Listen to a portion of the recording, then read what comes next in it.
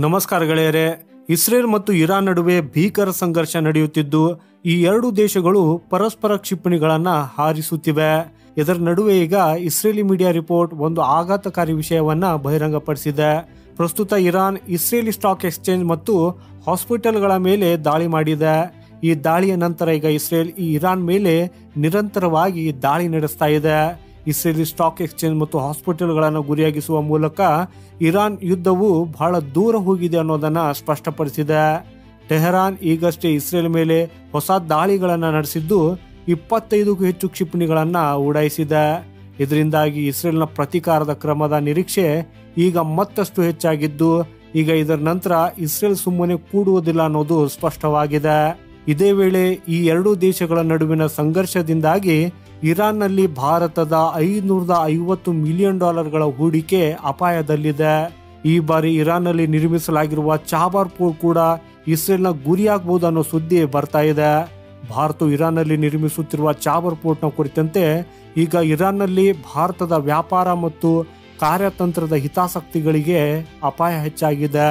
Indian ports global limited ಮೂಲಕ ನಿರ್ವಹಿಸಲ್ಪಡುವ ಇದು ಬಹಳ ಮಹತ್ವದ ಆಸ್ತಿಯಾಗಿದ್ದು ಇದನ್ನು ಭಾರತಕ್ಕೆ ಅತ್ಯಂತ ಪ್ರಮುಖವೆಂದು ಪರಿಗಣಿಸಲಾಗಿದೆ. ವಿಶೇಷವಾಗಿ ಮಿಡಲ್ ಈಸ್ಟ್ ಮತ್ತು ಯುರೋಪ್ಗೆ ಹೋಗುವ ಭಾರತದ ಮಾರ್ಗವು ಇರಾನ್ನ ಈ ಚಾಬರ್ ಬಂದರಿನ ಮೂಲಕ ಹಾದು ಹೋಗ್ತದೆ. ಆದರೆ ಈಗ ಈ ಚಾಬರ್ ಬಂದರು ಕೂಡ ಇಸ್ರೇಲ್ನ ಗುರಿ ಆಗಬಹುದು. ಹಾಗಾಗಿ ಇದರಿಂದ ಅಪಾಯ ಮತ್ತಷ್ಟು ಖಚಿತವಾಗಿದೆ. ಯಾಕಂದ್ರೆ ಇರಾನ್ನ ದಾಳಿಗಳ ವ್ಯಾಪ್ತಿ ಇಸ್ರೇಲ್ ಕಡೆಗೆ ನಿರಂತರವಾಗಿ ಹೆಚ್ಚುತ್ತಿರುವಂತೆಯೇ ಇಸ್ರೇಲ್ ಕೂಡ ಈಗ ದಾಳಿಯ ವ್ಯಾಪ್ತಿಯನ್ನು ಕೂಡ ಹೆಚ್ಚಿಸಲಿದೆ.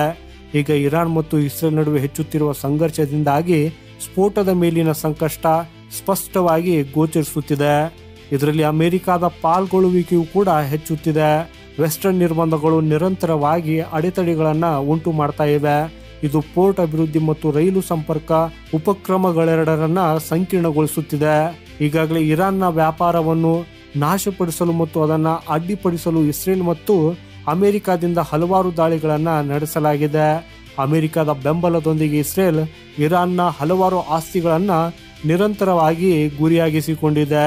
ಈಗ 2024ರ ಮೇ ತಿಂಗಳವರೆಗೆ ಭಾರತವು ಚಾಬಾರ್ನಲ್ಲಿ ಮಾಡಿದ ಕೆಲಸದ ನಂತರ ಯಾವುದೇ ಯೋಜನೆಯನ್ನ ಅಮೆರಿಕ ಗುರಿಯಾಗಿಸಬಹುದು ಅನ್ನೋದನ್ನ ಅಂದಾಜಿಸಲಾಗಿದೆ. ಈ ಪೋರ್ಟ್ ಭಾರತಕ್ಕೆ ಇರಾನ್, ಅಫ್ಘಾನಿಸ್ತಾನ್, ಮಧ್ಯ ಏಷ್ಯಾ ಮತ್ತು ಯುರೋಪ್ನೊಂದಿಗೆ ವ್ಯಾಪಾರ ಮಾಡುವುದಕ್ಕಾಗಿ ಪರ್ಯಾಯ ಮತ್ತು ಕಡಿಮೆ ಮಾರ್ಗವನ್ನ ಒದಗಿಸುತ್ತದೆ.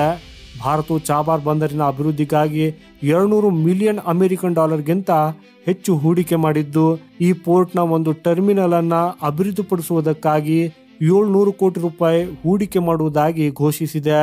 ಆದ್ರೆ ಗೆಳೆಯರೇ, ಚಾಬರ್ ಪೋರ್ಟು ಈ ಅಮೆರಿಕ ಮತ್ತು ಇಸ್ರೇಲ್ನ ಗುರಿಯಾದರೆ ಅದು ಭಾರತಕ್ಕೆ ದೊಡ್ಡ ಹಿನ್ನಡೆ ಆಗಲಿದೆ.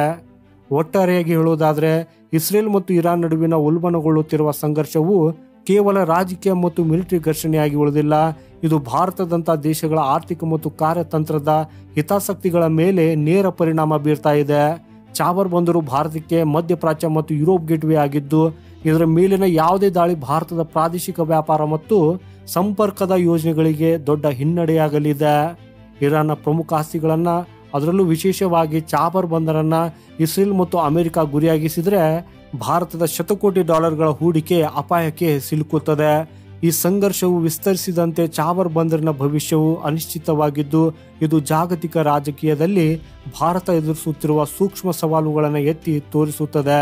ಸೊ ಗೆಳೆಯರೇ, ಈ ಪರಿಸ್ಥಿತಿಯಲ್ಲಿ ಭಾರತವು ತನ್ನ ಹಿತಾಸಕ್ತಿಗಳನ್ನು ಹೇಗೆ ಕಾಪಾಡಿಕೊಳ್ಳುತ್ತದೆ ಅನ್ನೋದನ್ನ ಕಾದು ನೋಡಬೇಕಿದೆ.